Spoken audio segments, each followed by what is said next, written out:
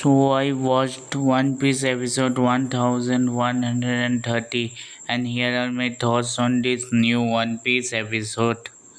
Spoiler warning, if you haven't watched this episode then go and watch this episode before watching this review. So finally after all those years of waiting, God Valley has been animated.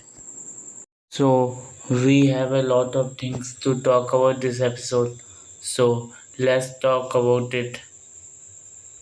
This episode has been the biggest and the most impactful episode of One Piece we have in a while. Ever since Sengoku told us about Rock's pirate and all the pirate involved in it, we have been actively waiting for God Valley and the Rocks Pirate to be animated because aren't the Rocks Pirate one of the most infamous and the most interesting group of pirates or group of character we have seen in a while in not just One Piece, in any anime. Rocks Pirates consists of famous characters like three future Yankos of their crew, Big Mom, Kaido, and of course our favorite Whitebeard. It also includes some famous characters like Siki the Golden Lion, the only man to break out of Impel Down without any help. Before Luffy break out all the other 200 plus prisoners out of Impel Down. And the other crewmates of Roxy Isabek includes Gloriosa, the previous queen of Amazon Lily, Captain John, who we have been hinted at early as Orange Town when Buggy tried to actively chase his treasure, and also Stacy, who we see in Big Mom's whole cake arc. At this point, you may be thinking that I am actively glazing Roxy Izabek and his crew, and my answer to that is yes, they are the most badass pirate crew ever in One Piece. I know the Straw Hats are great, but in the term of being badass and the most cool crew, no one come near them. Maybe except Roger Pirates, but even they are not close to Rock's Pirate. All the best characters, all the most famous characters of One Piece has been part or have seen or is related to Rock's crew. Rock Z Isabek has been an active man of mystery, so much so that he haven't been animated yet, except for the entire incident being done for and completely almost animated. I think you guys, if you have watched the episode, have also noticed that the entire crew of Roxy Isabek has been animated except for him. That's kind of odd. If you even say, oh, there's no scene of him in manga or something, but he deserves to be animated. He is the main guy, he is the captain. No matter how much his crewmates say that they doesn't accept him as the captain and who make him the captain, they're still following under Rock's Razorback, Rock's pirate. So Rocks should be animated if for even a short frame we haven't, which is weird, which is where I was waiting for seeing Rocks standing beside his crew. Everyone has been waiting for that scene, but notify me if I haven't caught on to that, or We didn't even got a glimpse of Roxy Isabek, and we just have speculations of what he might look like, sound like, and all that. And also, Sengoku is not beside Garp, which is weird because Bogart was right there. You know, the Solman guy, the Solman Marine, Garp's left hand man, kind of, but his right hand man, I mean his best friend Sengoku, is nowhere to be seen, which is pretty weird. Which I don't know about that. I think Oda is saving Roxy Izafek for something more important, or that I'm not aware of what important things there are that Roxy Izafek couldn't appear on the screen. To tell you something, Roxy Izafek is like a mystery character, but I even like him more than Shanks, no matter what you say. And I'm not accepting the theory that he is some kind of buggy. No, no.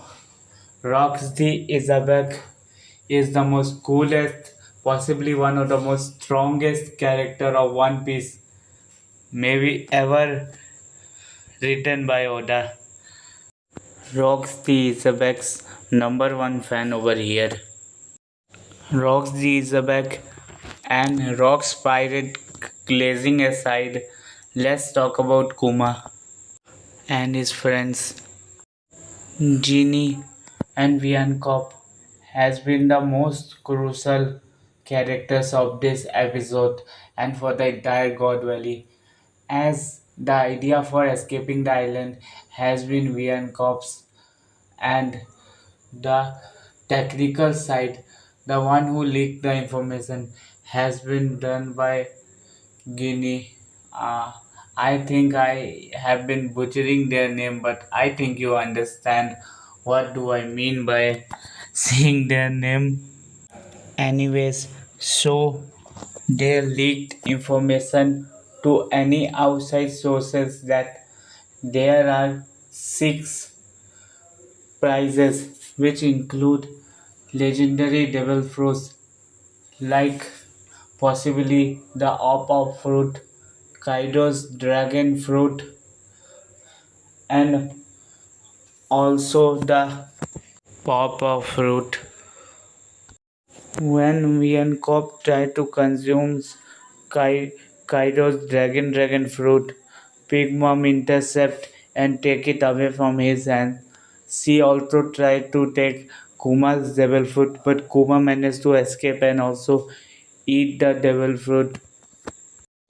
After that, we see that he falls down in front of Saint Saturn, which was done by Saint Saturn's weird haki.